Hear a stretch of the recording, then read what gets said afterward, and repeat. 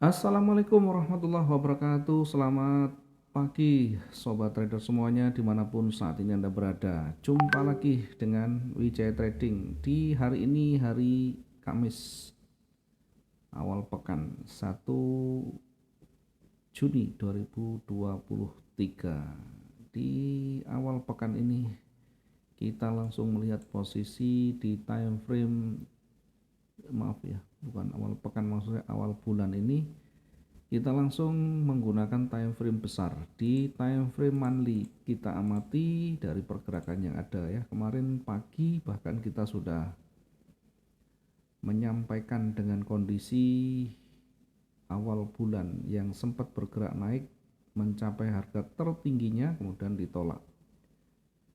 Kemudian kita perkirakan akan didominasi tetap berwarna merah ya. Kalaupun dia tidak turun lebih kuat, dia akan hanya koreksi kecil di atas.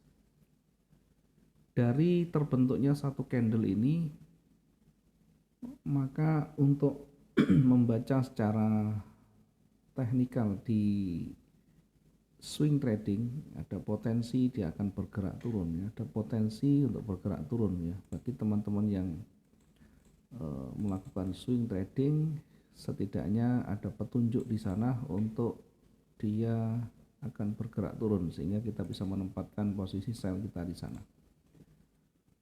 Kemudian targetnya di mana ya? Sekali lagi karena ini time frame besar, jadi tentu targetnya juga lebih jauh dengan alokasi waktu yang lebih lama. Kemudian kita lihat di time frame lebih pendek, di time frame daily ya. Di time frame daily kalau kita amati ini masih berada di wilayah koreksi ya, masih berada di wilayah koreksi. Kalau kita buat gambarnya, kira-kira ini di tren besarnya turun kemudian naik, berada di puncaknya. Ini berada di puncaknya, berada di double top, kemudian dia mulai bergerak turun. Ya, di beberapa hari yang lalu juga kita menyampaikan peluang untuk menempatkan posisi sell di area double top ini dengan target di area swingnya ya, dengan target di area swingnya. Sekarang sudah tercapai di area swingnya, kemudian di posisi sekarang berada di area koreksi ya. Sekarang berada di wilayah koreksi, bahkan sedang retest di levelnya di sana, bahkan sedang retest di levelnya.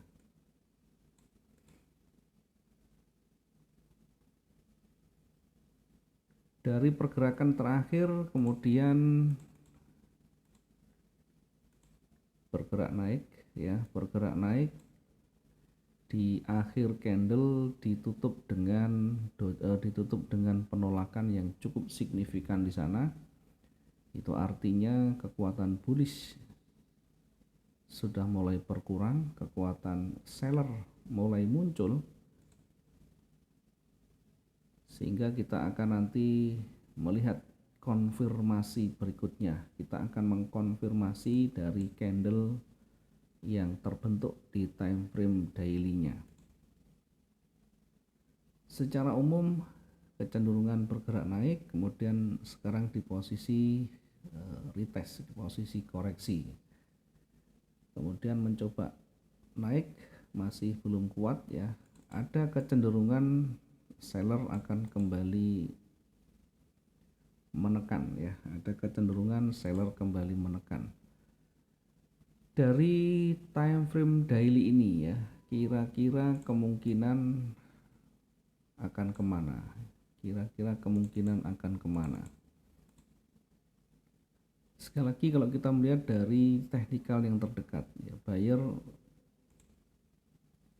mencoba kembali menekan tapi mulai ada perlawanan dari seller, sehingga bisa jadi di awal akan koreksi hingga di area ini.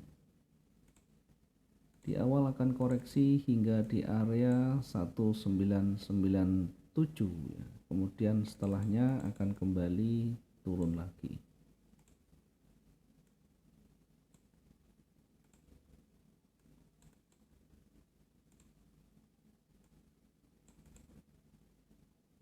Oke, ini kalau kita lihat dari teknikal yang ada. Kemudian kita turunkan di time frame H4 ya. Kita lihat di time frame H4.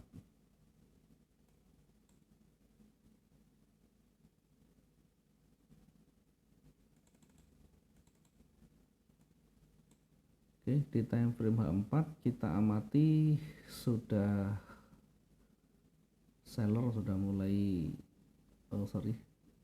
di awal seller mencoba untuk menekan, kemudian ada penolakan ya sampai di 1960.29 ada penolakan di sana. Kemudian mencoba naik lagi gagal. Mencoba naik lagi gagal ya. Sampai di penghujung di bawah yang di candle sebelumnya ini juga mencoba untuk turun, ternyata juga gagal sehingga berada di tengah dengan kekuatan bullish yang berkurang dengan kekuatan bearish yang berkurang ya. Dari sisi tren masih naik, kita akan uji nanti di levelnya, kita akan uji di levelnya.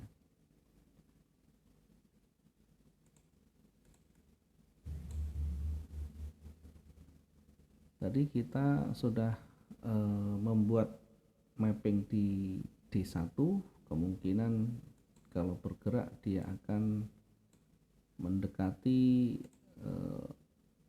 koreksinya ya, mendekati area koreksi di sisi atas di sini. Kemudian setelahnya akan kembali turun.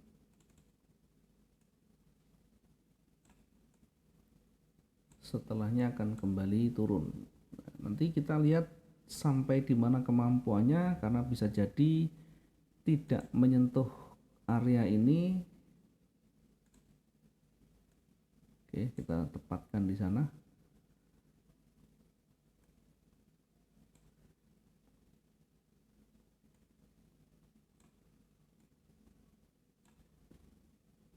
Kita turunkan sedikit di sini ya. Oke. Karena bisa jadi belum tentu nanti menyentuh di area koreksi, dia akan memantul kembali karena di sini banyak sekali rejeksi, termasuk harga tertinggi di dua candle sebelumnya yang berada di 1973 ini merupakan penolakan juga ya. Bisa jadi nanti mendekati area ini juga akan memantul kembali ke bawah. Kemudian di mana kita menempatkan posisi kita ya, di mana kita menempatkan posisi kita. Intinya masih akan ada bergerak naik, kemudian hati-hati di wilayah penting di atas akan kembali memantul ke bawah. Maka di awal kita manfaatkan posisi naiknya dulu ya. Kita bisa menggunakan H1, kita bisa menggunakan M15. Kita bisa menggunakan H1, kita bisa menggunakan M15. Ya, dari sini kita juga bisa membuat garis bantunya ya, garis bantunya. Ini ada penolakan, kita tarik dulu.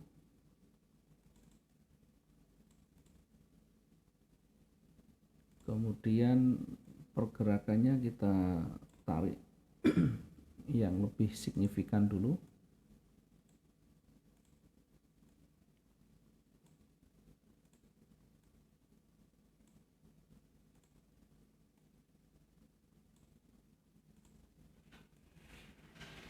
Oke, kita tarik seperti ini, kemudian kita akan ukur ya, kira-kira di area di sini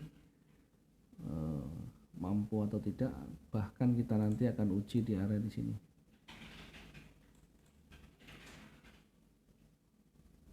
Di area di sini kalau tidak mampu dia akan memantul kembali ya. Kalau dia mampu dia akan lanjut. Kita uji di 1973. Sehingga kita bisa menempatkan posisi buy kita di atas. Kita bisa menempatkan posisi buy kita di sana.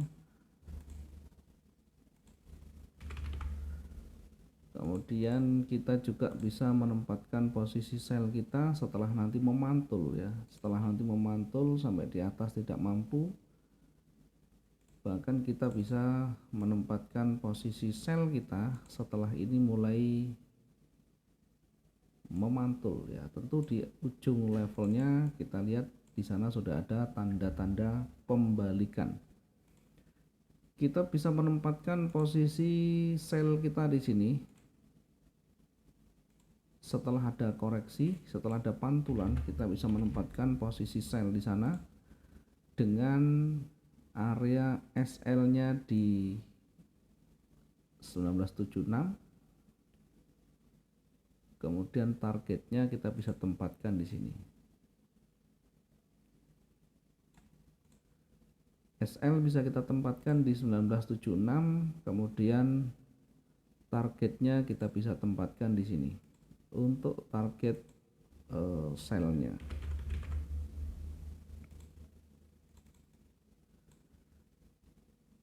Sementara kalau kita menempatkan posisi buy di sana, maka target kita berada di 19. Kita taruh di banyak yang berpotensi di sana. Targetnya kita bisa tempatkan di 1982 ya, 1982. Ini kita bisa targetkan di sini. Untuk yang buy-nya, resikonya kita tempatkan di area di sini ya. Kita tempatkan di sini. Untuk resikonya kita bisa tempatkan di sini. Kira-kira berada di mana? Kira-kira di 1971 ya. Kira-kira berada di 1971. Ini untuk resikonya.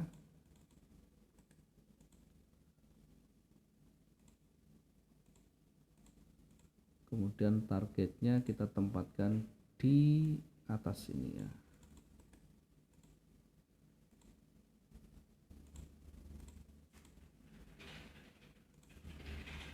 Oke, sementara untuk yang sell tadi kita tempatkan resikonya di posisi buy.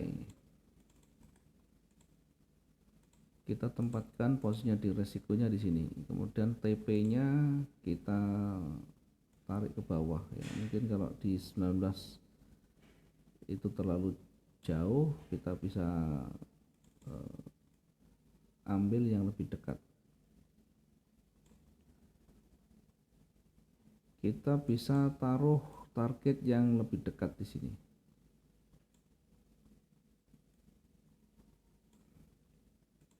Di kira-kira 1959 poin sekian ya. Kita targetkan bisa di sini.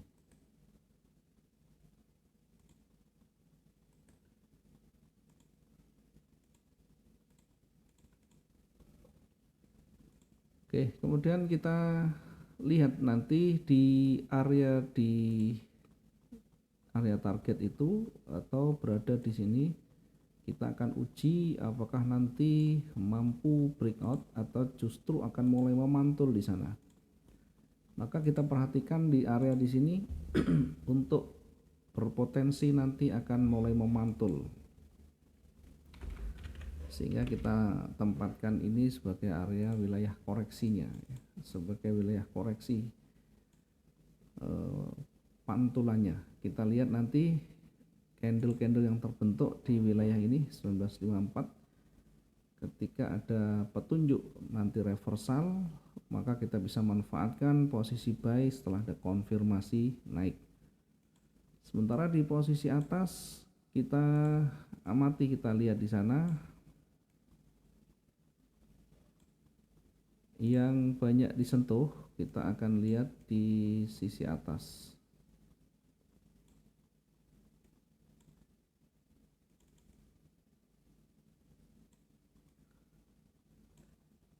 kita akan lihat nanti ketika dia sudah mendekati 1991 ya, 1991